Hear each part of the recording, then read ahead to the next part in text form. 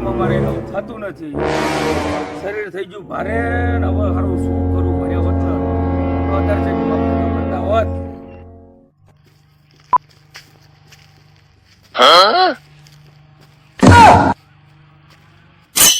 મારું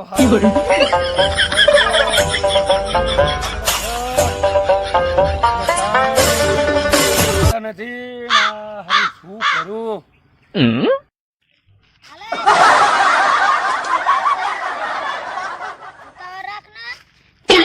ઘડીક શાંતિ રાખો. માણસી કઈ મશીન નથી.